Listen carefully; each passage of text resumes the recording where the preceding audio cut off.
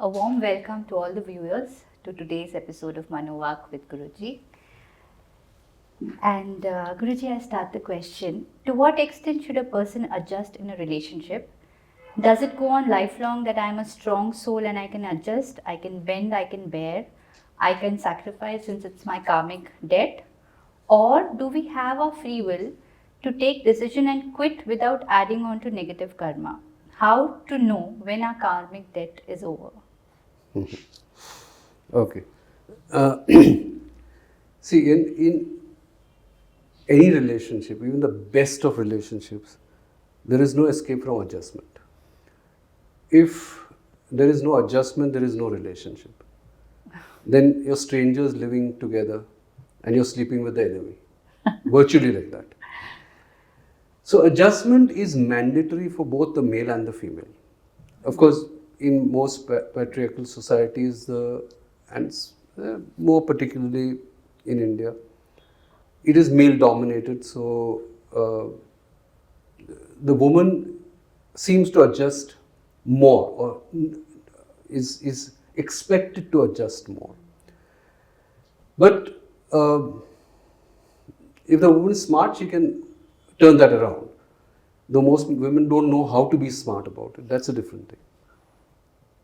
The point is, to what limit can you keep adjusting?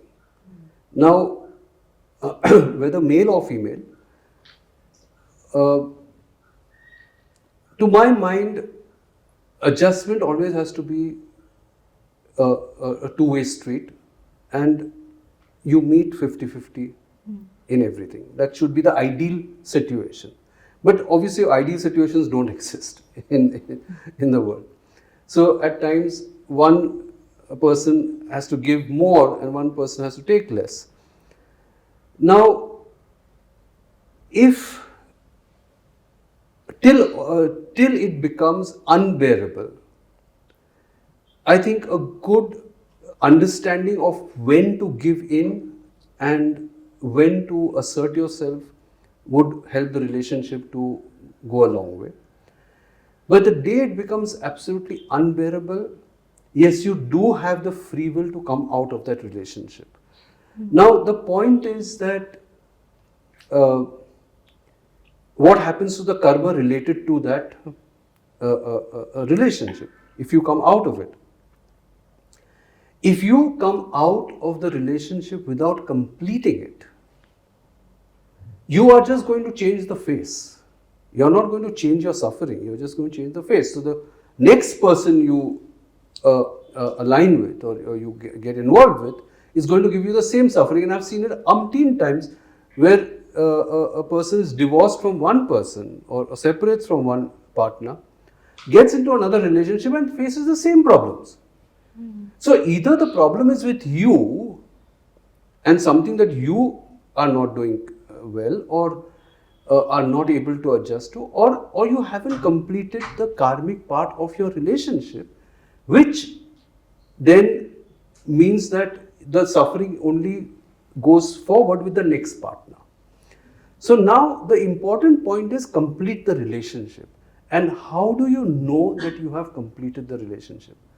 When you reach a feeling of neutrality. If you harbor strong negative emotions for your partner and you leave the partner with that baggage of huge negative emotions, whatever it is, for whatever reason, whatever he or she may have done to you. But if you have not completed that, that baggage follows you, your karma will also follow you. So it is better to clear it. I'm not saying don't take a separation or a divorce, no, but get rid of the feeling of anger, revenge, frustration, hurt, pain. Leave that baggage with that with the partner that you leave behind. Don't take it forward and go to the new partner. So yes, you have a choice. Though first, I think you should make your relationship work by coming to some kind of adjustment or trying to make it work. And it takes two hands to clap. So both partners have to make an effort to make it work.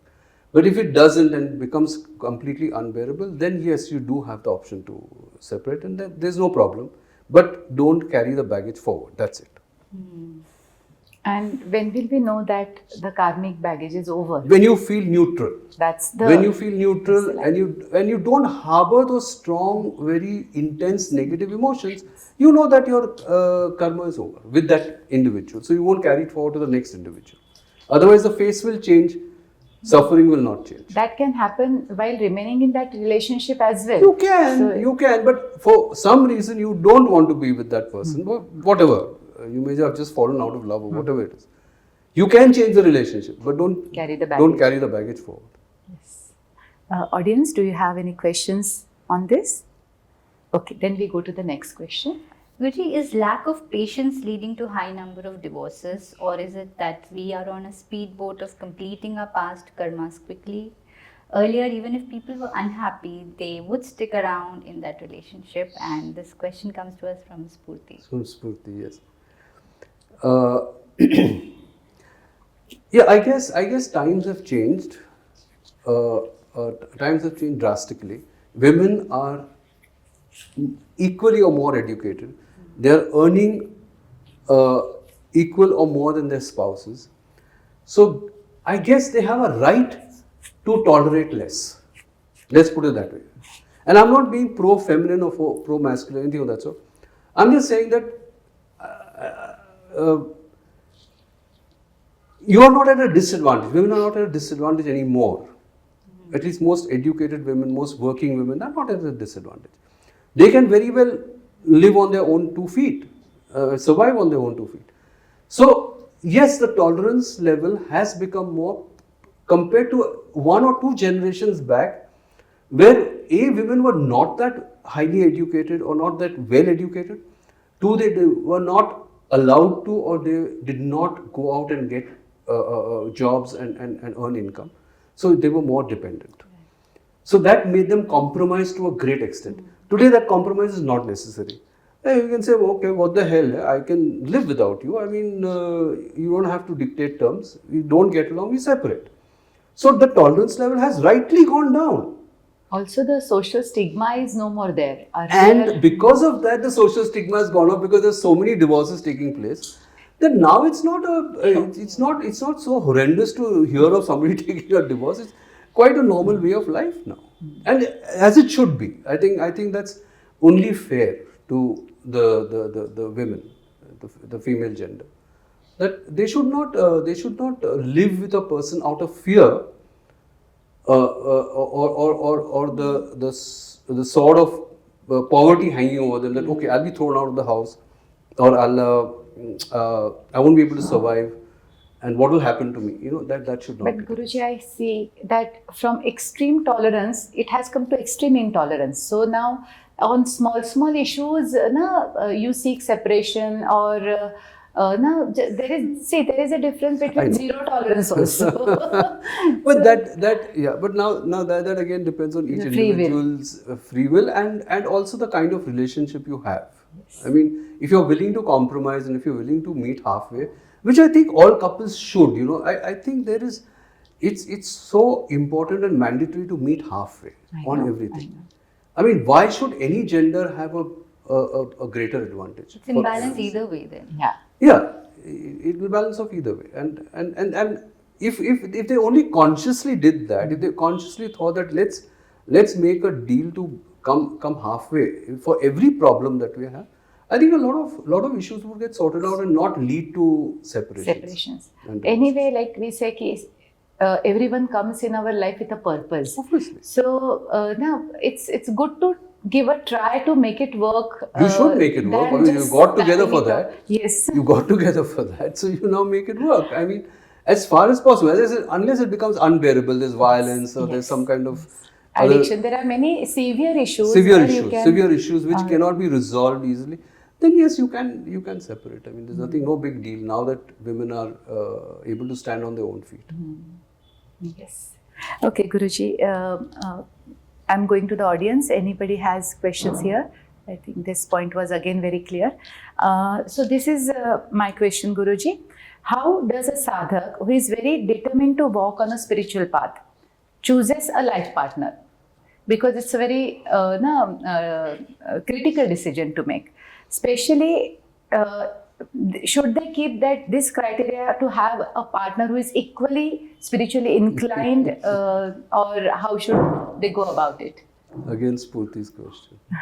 I've already chosen. Okay, see, I'll tell you what the mystery of choosing partners. We think we have a lot of free choice about choosing a partner, and we fall in love, or our parents choose a arranged marriage or whatever it is. I mean, whichever way you get married. But I think when it comes to a life partner, I am of the strong opinion that 90% of the time, circumstances lead you to marry just that human being, because so much of your karmic blueprint is tied to that one relationship of a husband or wife, that you're not really given a free choice. It looks apparently like a free choice, but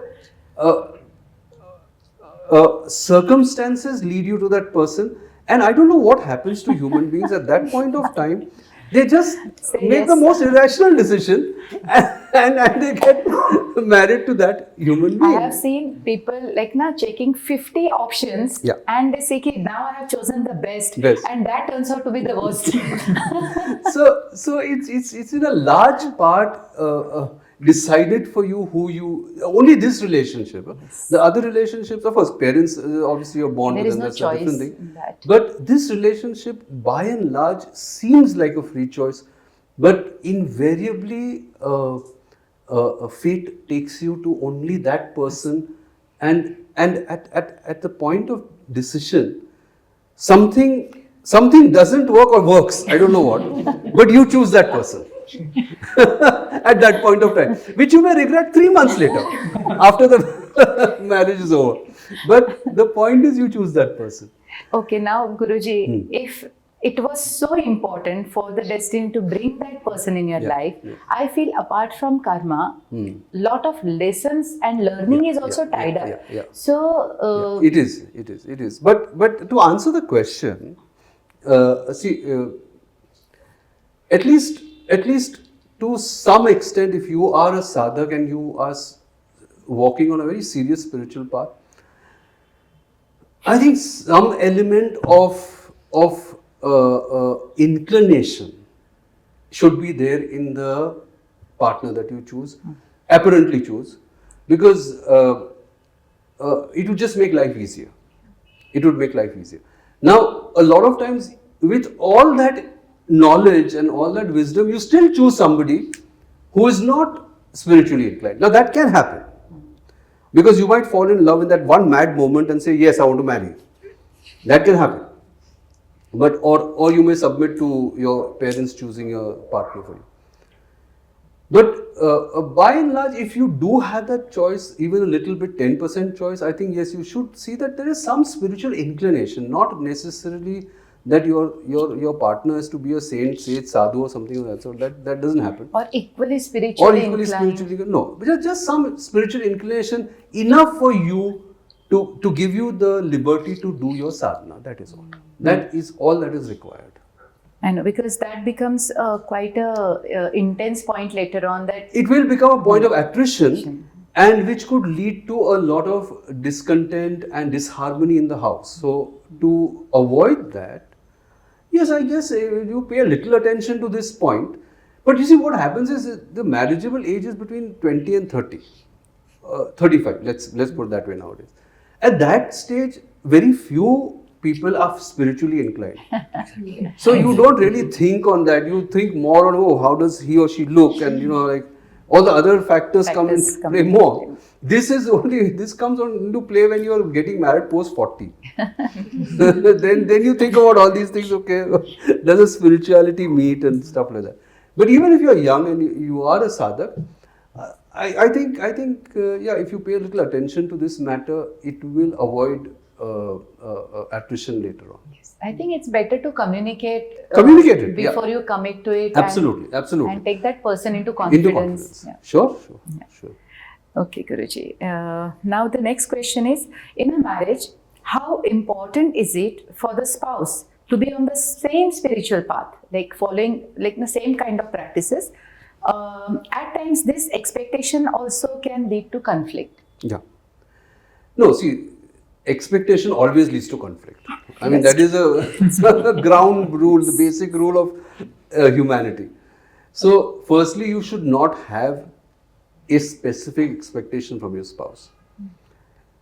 I mean, if you are on a spiritual path, don't expect that your spouse will also take the same path and will do sadhana as intensely as you are doing. Because that may not happen, and that is not fair to the other person. True. He or she is just with you for one lifetime. I mean, it's a contract, and you cannot impose this kind of a thing on another person. You know, it has to come naturally. It has to be a inner calling for that person. So by saying that, okay, I want you to be spiritual, I want you to follow my guru, I want you to follow my practices, that is being stupid. And in fact, That it is doesn't happen. unspiritual on your part. to Exactly, force you're being somebody. dogmatic and by doing it, and you're going to spoil your relationship more. So keeping that expectation is going to lead to a lot of problems. So do not keep such unrealistic expectation. But yes, I would say that with your sadhana, if you can change yourself to the level where other people turn around and take notice and see that a lot of positive changes have come into you, that would probably convince your partner and others to follow the path that you are taking. That's the only way. If That's the you can only way. That's the motivate them. natural, organic way to for it to happen. You know, but imposing or making a condition or having an expectation is all going to lead to problems. Absolutely. I think I've heard from you once that if you get a partner who is on the same path and equally interested, it's a jackpot. And if you don't get such a partner, but who is willing or who is cooperating, it's still a good deal. Good deal. Those Yeah. who don't See, the get, person who doesn't hinder your activities is a good partner, I would say. Yeah. But yes, as I've always said, if you get a partner who's on the same spiritual path and the same intensity with which you do, that is a complete jackpot. jackpot only happens once in a while, not everybody can hit the jackpot. So Yeah, if there were so many jackpots, it wouldn't be a jackpot. So the thing is not to have great expectation. You can always motivate. You can And no, set motivate, example. more than motivate. See, motivate will mean you're pushing That yourself also on can, that. You change and let the other person notice that change. So by example, subtly, very by example, it may not be subtle, it may be very obvious, but by example you show that yes, by sadhana I can do this and I can change and I can be happy and I can be balanced, so can you. yeah. And even if they don't come around, you Just still no have problem. to be happy and let You them- remain happy and balanced, you remain calm, and your life is good. Guruji, here the question is about the spouse. I have seen many parents pushing their kids also into spirituality sometimes, and there also I have seen you ki not use. No, you should not push. See, because end of the day, spirituality has to come from within. Within. And okay, you may direct somebody, especially kids. You got to direct them towards that. Introduce it, Introduce it, facilitate it. facilitate. But if you push it, then it's going to backfire basically, because that person gets resentment for it. So you should not push it. You should just slowly, subtly direct them towards it. And if they take to it, fine. If they don't take to it, it's okay. It's not the end of the world. The thing what happens, Guruji, na, we have been hearing from you that this is the ultimate purpose of life to walk So the let them spiritual- realize it. Why should you realize it for them? now we are helping the entire world should realize the purpose. That is the most dumbest expectation to have. Why are you concerned with the world? There are masters sitting for that. Now you're not supposed to take that on your shoulders and think it is your responsibility to do that. No, Absolutely. absolutely not. Yes. Yeah. Audience, do you have any question on this? I think it was very Good to hear. self-explanatory. So here we end this episode of MANOVAAC. Thank you so much for joining us.